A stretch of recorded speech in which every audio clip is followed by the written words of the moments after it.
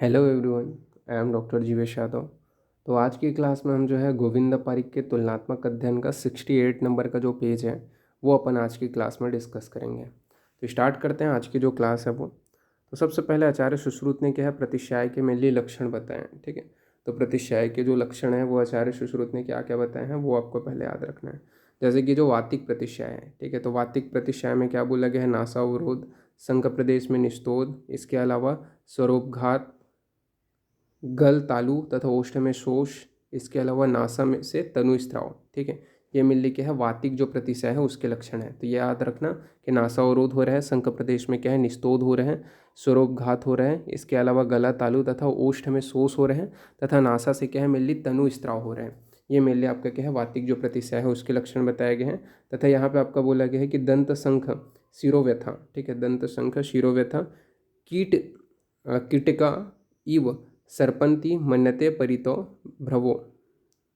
ठीक है, विधिहीन ने ये बताया है। ठीक है, तो देखो ये तो आचार्य सुश्रुत का हो गया, नासावरोध, संख प्रदेश, निस्तोध, स्वरूपघात, गला ताल जो आपका गला तालु ओष्ठ में शोभ का होना तथा नासा से तनुस्राव होना।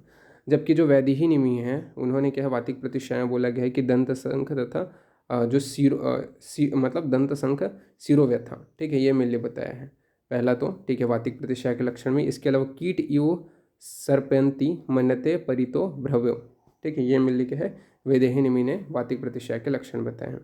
फिर बात करते हैं जो पैतिक प्रतिश्याय है उसके लक्षण के विषय में आचार्य जो सुश्रुत है उन्होंने बोले हैं कि नासा से क्या है धूम्रयुक्त, नासा से क्या है धूम्रयुक्त आग निकलती से प्रतीति होती है।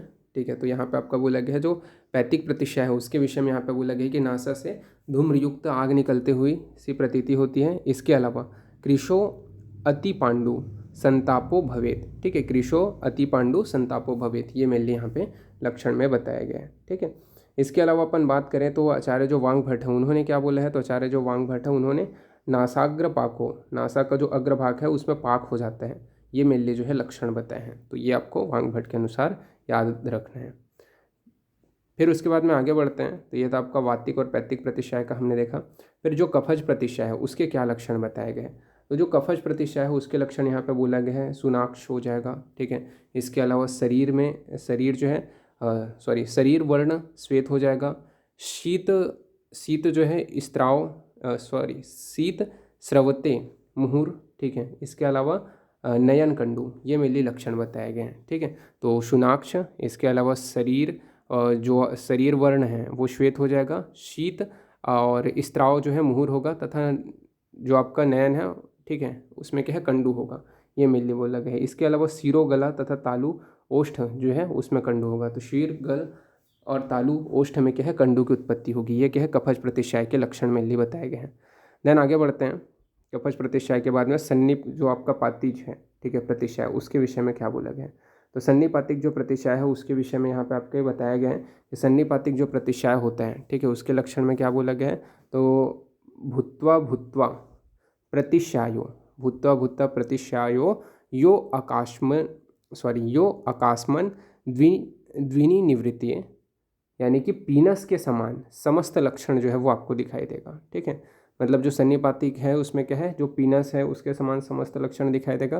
प्रतिश्याय का भूत्वा भूत्वा यानी कि बार बार होकर के अचानक स्वयं शांत हो जाना। ठीक है, तो जो प्रतिश्याय है उसका बार बार होकर के अचानक से क्या है अकस्मात स्वयं जो है निवृत्त हो जाना, यानी कि शांत हो जाना, ये मिलने के है आपका सन्निपातिक प्रविश्य जो प्रतिश्याय है उसके लक्षण देखने को मिलेगा। तथा पक्व व अपक्व रहता है। ठीक है, ये जो है आपका सन्निपातिक जो प्रतिश्याय रहता है वो तो पक्व रहेगा या फिर अपक्व रहेगा, दोनों में से एक रहेगा।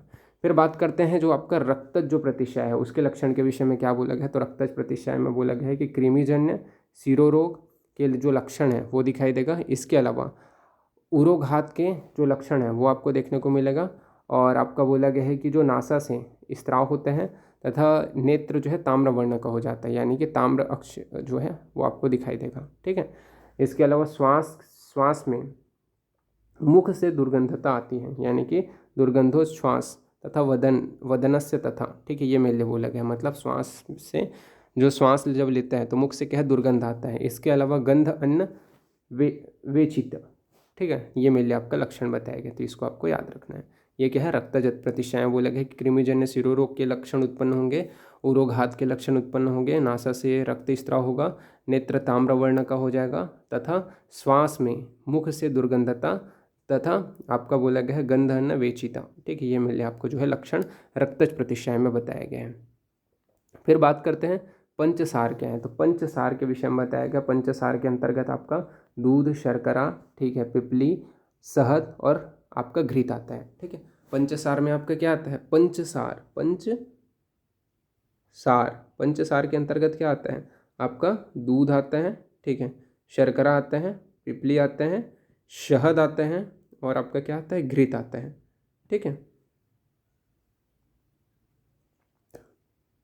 ये आपको याद रखना है। ठीक है, तो इस नोट्स का जो पासवर्ड रहेगा यही रहेगा, PSDSPSG। ठीक है, तो ये आपको याद रखना है।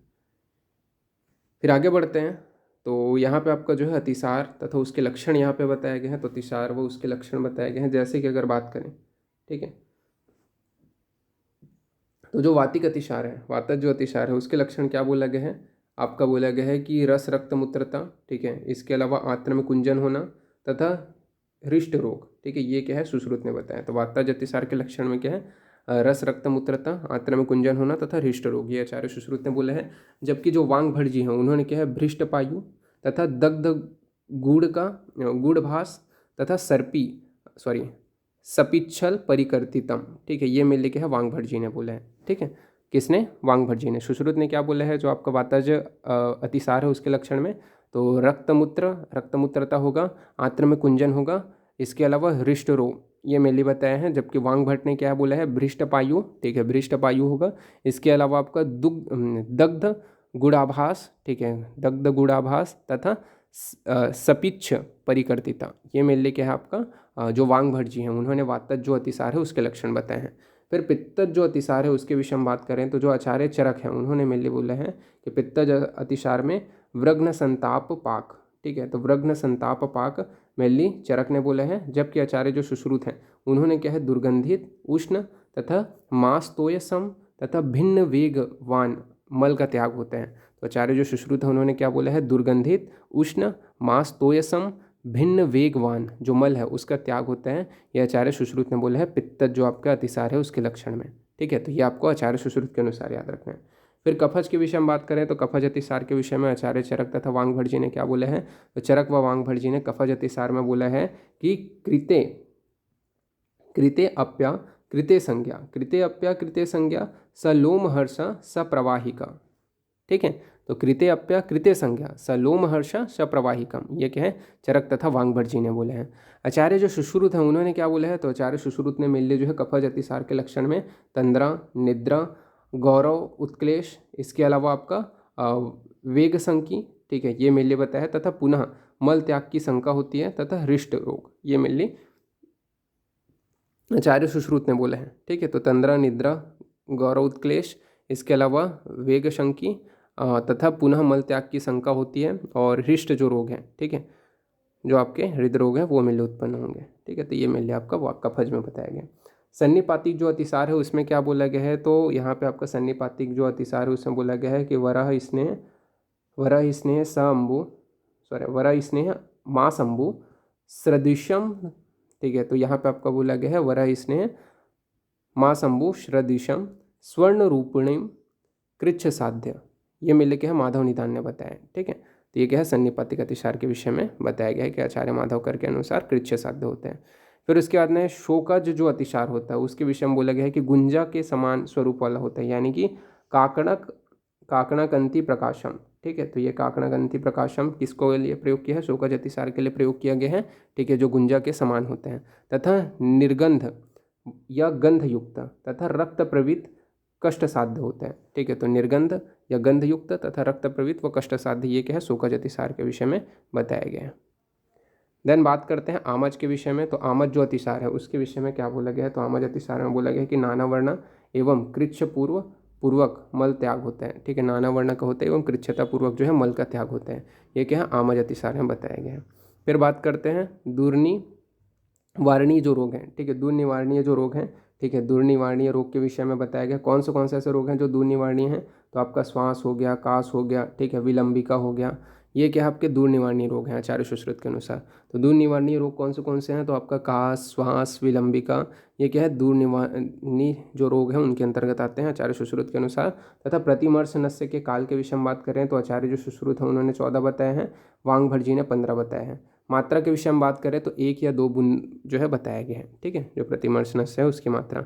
तो काल याद रखना, आचार्य जो सुश्रुत है उन्होंने 14 बताए हैं, आचार्य जो वांग भट्ट है उन्होंने क्या है प्रतिमर्श जो नस्य है उसके जो काल हैं वो कितने बताए हैं, 15 बताए हैं।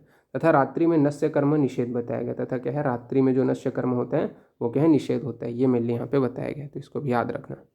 देन अपन आगे बढ़ते हैं। तो ओज 6 होता है, ठीक है। तो ओज किन किन कारणों कौन से ऐसे रोग हैं जिनमें ओज 6 होता है, तो ये भी आपको याद रखना है कि कौन से हैं। जैसे कि मधुमेह हो गया, ग्रहणी हो गया, छत क्षीण जो व्याधि हैं, ठीक है। तो मधुमेह, ग्रहणी और छत क्षीण 3 प्रकार की व्याधि हैं, मधुमेह, ग्रहणी और छत क्षीण। इनमें क्या होता है आपका ओज का क्षय होता है, ये आपको याद रखना है, ठीक है। तो मधुमेह, ग्रहणी और छत क्षीण। इसके अलावा बात करें सुश्रुत ने आंत्रविधि में असाध्य व्याधि माना है, ठीक है। तो आचार्य जो सुश्रुत हैं उन्होंने क्या है इसको मिलली आंत्रविधि में असाध्य व्याधि माना है, तो ये मिलली आपका बताया गया है। देन आगे बढ़ते हैं।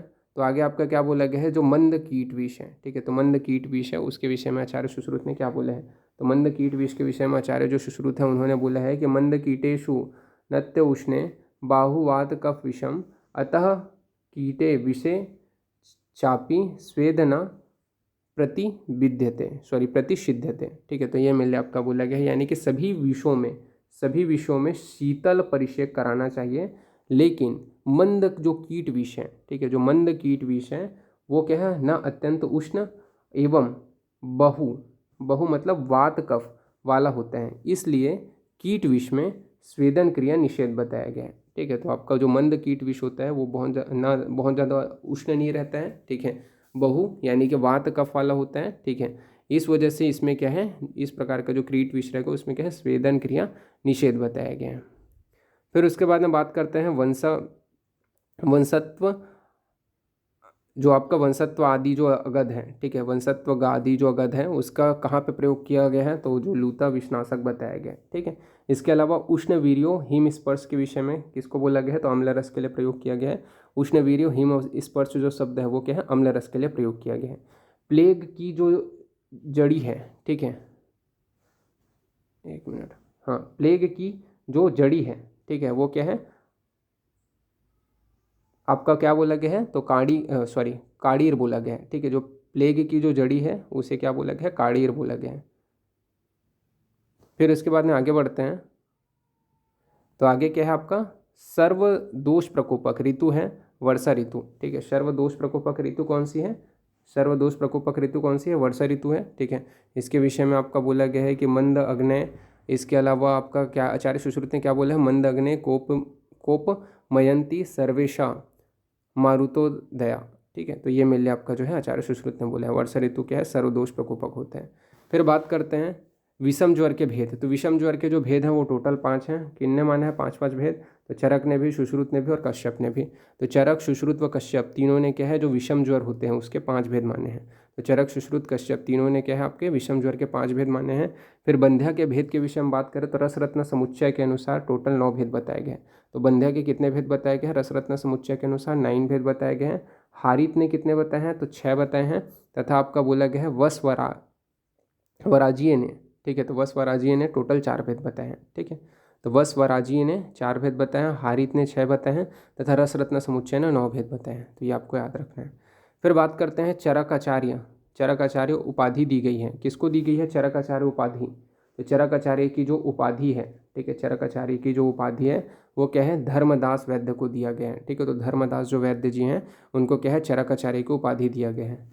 आयुर्वेद में जो आपका षोड़ांग में विभक्त किया गया है, ठीक है। तो षोड़ांग के अंतर्गत मेनली विभक्त किया गया है, ठीक है। तो आयुर्वेद को षोड़ांग के अंतर्गत मेनली विभक्त किया है, किसने किया है, तो पंडित जगन्नाथ जो प्रसाद शुक्ल थे, ठीक है, उन्होंने क्या है जो आयुर्वेद है उसको षोड़ांग में मेनली विभक्त किया है।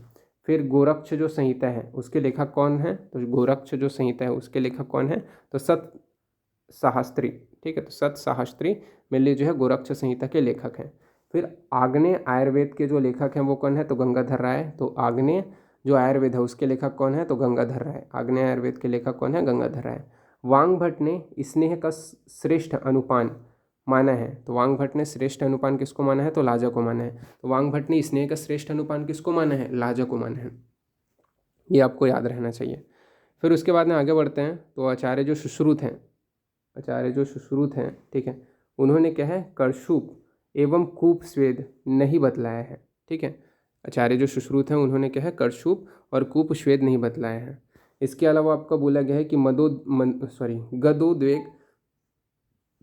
गदोद्वेग, स्नायु रोग, तांडव रोग, इसके अलावा आपका जो है उरुस्तोय, तथा आपका क्या बोला गया है? खज्जनिका, औपसर्गिक में, ओजोमेह, वृक्कमय, क्लोम रोग, इसके अलावा शीर्षाम्बु तथा अंशुपघात आदि जो है आधुनिक रोग में मेनली जो है इनका जो है आधुनिक रोगों में वर्णित है। ठीक है, ये क्या है? आपका जो है आधुनिक रोग में वर्णित किया गया है। ठीक है, ये भी याद रखना है। इसके अलावा जो आपका गोविंद दास द्वारा जो रचित भैषज रत्नावली जो है वो क्या है? 8वीं सदी में है। ठीक है, तो गोविंद दास द्वारा जो रचित मतलब जो भैषज रत्नावली है वो कब रचित हुआ था? तो 18वीं सदी में मेनली जो है गोविंद दास द्वारा जो है मेनली भैषज रत्नावली जो है रचित किया गया। ठीक है, उनकी रचना की गई। इसके अलावा आपका बोला गया नाभि कुंडल का वर्णन कहाँ पे आया है? तो रस रत्न समुच्चय में आया है। तो नाभि कुंडल का जो वर्णन है वो कहाँ पे आया है? तो रस रत्न समुच्चय में आया है। ठीक है, तो ये चीज़ आपको याद रखना है। तो यहाँ पे आपका ये वाला जो लेक्चर है वो यहाँ पे फिनिश होता है। ठीक है, नेक्स्ट लेक्चर में इसके आगे अपन देखेंगे अपन। ठीक है, ओके, तो फिर थैंक यू क्लास।